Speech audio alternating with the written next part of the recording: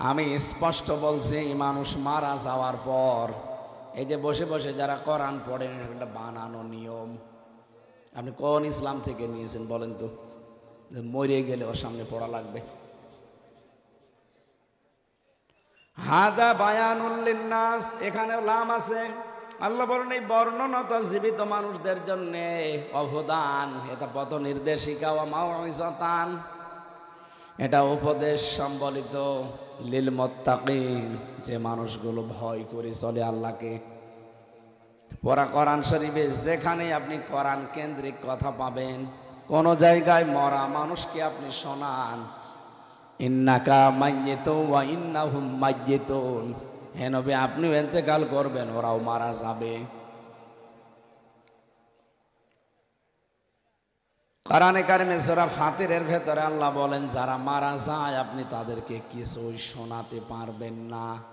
তো মরে গেলে কোরআন পড়া লাগবে, সিস্টেম তো আমরা চালু করি, এই জালেমদের একটা ব্যবস্থা করে দিয়েছি যে জীবিত মানুষদেরকে শোনানোর দরকার নেই। এই জন্য ওরা এত বাধা দিত, ও মনে করতো যে মরে গেলে তো পড়া হচ্ছে। এই সিস্টেম এখন পাল্টানো লাগবে। এখন কোরআনে কারিম পড়তে হবে, শোনাতে হবে, বোঝাতে হবে, মানাতে হবে জীবিত মানুষদের। প্রথম তিনটার সাথে হয়তো অনেকে আমরা একমত আছি, পড়তে হবে, শুনতে হবে, শোনাতে হবে, মানাতে হবে। কি এই 4 নাম্বারটার সাথে অনেকের মিল নেই। যেই বলি কোরআন শুধু পড়লে হবে না, শুধু শুনলে হবে না, মানলেও হবে না, এটা মানাতে হবে। কারণ কোরআনে কারিম যতদিন মানার পরিবেশ তৈরি না হবে, আপনি জিবরাইল ফেরেশতাও যদি নাজিল হয়ে বাংলাদেশে আসে, তাও হালালকে হালাল, হারামকে হারাম জেনে সে মেনে চলতে পারবে না। নবীজির হাদিস, মান করাল কোরআনা ফাস্তাজহারাহু, যে ব্যক্তি কোরআন পড়ে আর কোরআনকে এজহার করার চেষ্টা করে। এখানে এজহার মানে শুধু প্রকাশিত করা না, এজহার মানে স্পষ্ট করা না, এজহার মানে বিজয় করা। যতদিন পর্যন্ত এই দেশে কোরআন বিজয়ী না হবে, যত নিয়ম নীতি এই দেশে আছে সবার উপরে কোরআন বিজয়ী থাকা লাগবে। আর এই উদ্দেশ্যে যত নবী আর রাসূল আপনি দেখেন, প্রত্যেকেই তার যুগে দিন কায়েম করা এই দায়িত্ব পেয়েছিলেন। বিশ্ব নবীকে আল্লাহ কোরআনে কারিমে বারবার আদেশ দিয়েছেন, ওয়াল্লাযী আরসালা রাসূলাহু বিল হুদা ওয়া দীনিল হক লিইয়ুযহিরাহু আলাদ দীনি কুল্লি। এই যে লিইয়ুযহিরাহু দিলেন কেন? যত নিয়ম নীতি দুনিয়ায় আছে সবার উপরে এটাকে নিয়ে আসা লাগবে। আজ বাংলাদেশ সহ বিশ্বে 4,500 ধর্মের মানুষ আমরা আছি। 4,500 ধর্মের ভেতরে একমাত্র কেবলমাত্র শুধুমাত্র বিজয়ী হওয়ার মতো ধর্ম, দিন, জীবন ব্যবস্থা ইসলাম বা কোরআন। কোরআনে কারিম ছাড়া, ইসলাম ছাড়া পৃথিবীতে বিজয়ী হওয়ার কোনো ধর্ম, দিন নেই। যা আছে ওগুলোর পেছনে সব মানুষের হাত আছে, আর কোরআনের পেছনে হাত আছে সরাসরি আল্লাহর। ইন্না নাহনু নাযালনা যিকরা ওয়া ইন্না লাহু লাহাফিজুন। অবশ্যই এটা আমি আল্লাহ নিজে নাযিল করেছি, আর এইটাকে আমি নিজে হেফাজত করব, দায়িত্ব নিয়ে নিয়েছি। এই জন্য বাংলাদেশ সহ বিশ্বে আজ যারা আল্লাহর এই কোরআনের পেছনে বিভিন্ন কায়দায় লেগে আছেন, কোরআন প্রেমিক মানুষগুলোর পেছনে লেগে আছেন, সফল হতে পারবেন না। আপনি যতই চেষ্টা করেন শেষ বেলায় যে হোমড়ি খেয়ে পড়বেন। যারা পালিয়ে গেছেন তাদেরকে আহ্বান জানাচ্ছি, ষড়যন্ত্র বন্ধ করেন। আপনারা তো চলেই গেছেন, আবার কি করেন? যেখানে আছেন ওখানেই মরে যান না কেন? কয়েকদিন আগে আমি বেগমগঞ্জ, এটা আর ওখানে বেগম পাড়া, এটা বেগমগঞ্জ না, ওটা বেগম পাড়া, সাহেব পাড়ায় গিয়েছিলাম মালয়েশিয়া। ঘরগুলো সব তালা লাগানো, ও শয়তানরা ঘরে যে থাকে না, হোটেলে থাকে। যেই হোটেলে উঠে দেখি দুইটা তিনটা শয়তান বসে আছে। কি বলো হুজুর, আমরা আগেই পালিয়েছি।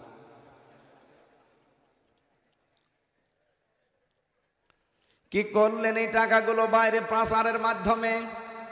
এখন ঘরেও থাকতে পারেন না, যে এত ভয় আল্লাহ ভেতরে ঢুকিয়ে দিয়েছে।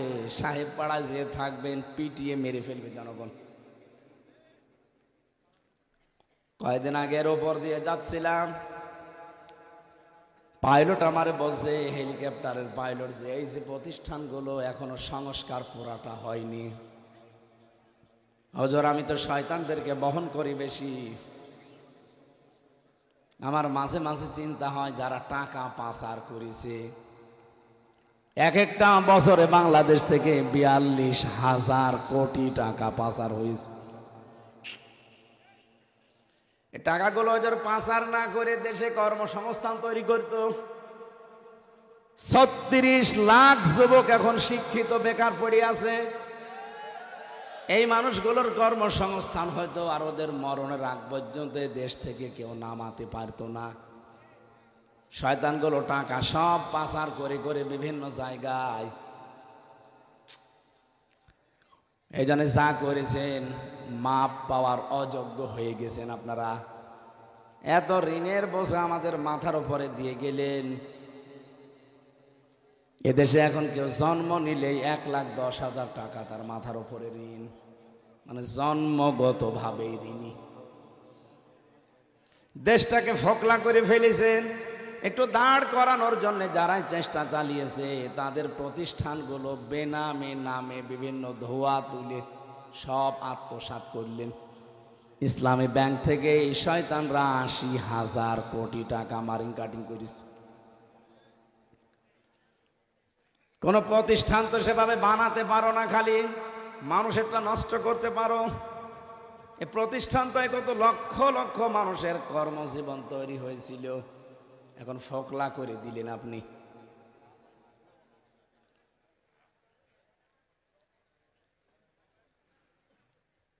যাওয়ার সময় যে আমার দেশ পত্রিকা একটা রিপোর্ট বের করেছে, তাও ভিডিও আকারে, যারা পালিয়েছে 2 বোন, যাওয়ার সময় 14টা সুটকেস, বিমানের যে পাইলট আছে বলছে সুটকেস গুলো উঠেছে, বলে হা চলো, কারো সাথে কথা বলেনি।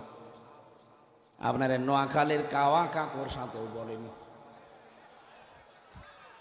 কাওয়ার আছে বলবে যে চলে যাচ্ছে দোয়া করো, তাও বলেনি। দেশের মানুষকে তো বললই না, কাওয়াকেও বলেনি।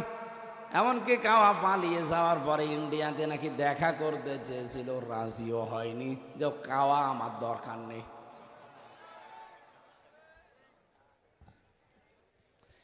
যারা যা করেছেন, মাঝে মাঝে আমার চিন্তা হয় এদের জীবনী নিয়েছে কি করলো তারা। আমাল হায়াতুদ দুনিয়া ইল্লা মাতাউল গুরুর। আল্লাহ বলেন পৃথিবীর এই জমিনটা পুরা ধোঁকা। এটা কি? পুরাটাই ধোঁকা। বলতে পারেন আমার মা বাবা, হ্যাঁ ওটাও।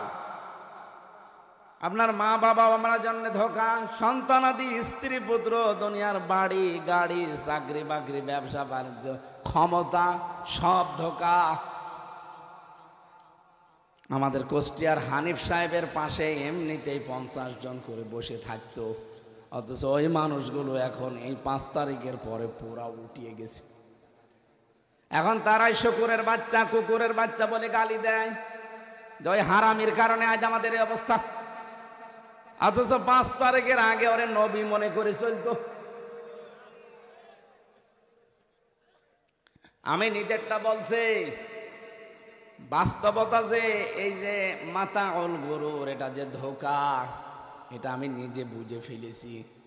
জেলখানায় 3টা বছর আমি ফাঁসির কন্ডেম সেলের ভেতরে ছিলাম, এখানে আমি আরো বেশি বুঝেছি যে দুনিয়া আসলে ধোঁকা। এটা আমার যে পূর্বপুরুষ আছে, আমার বাবা, আমার দাদা, তার বাবা, এই 3 জনের পরে আমি আর চিনি না। 3 পুরুষের পরে আমার মতো মানুষ আমি আর জানিও না যে তাদের নাম কি। আমার বাবা রিয়াজউদ্দিন, তার বাবা জাহান আলী, তার বাবা নমাজ আলী। এরপরে কি সত্যি বলছে যে কোরআন শরীফ? আমি জানি না। অথচ খুব বেশি হলো 60 থেকে 61 বছর আগে এই নমাজ আলীর বাবা মরে গেছে। এই নমাজ আলীর বাবা এখন যদি এসে কুষ্টিয়ায় বলে যে এই 2 তলা বাড়ি আমার, এই ভিটা আমার, ওর দাঁত মুখ খুলে ফেলবো না? যে ভণ্ডামি করার জায়গা পান না। কিসের নমাজ আলীর বাপ আপনি? আমি তো নমাজ আলীকে চিনি না। কথা বলেন না কেন?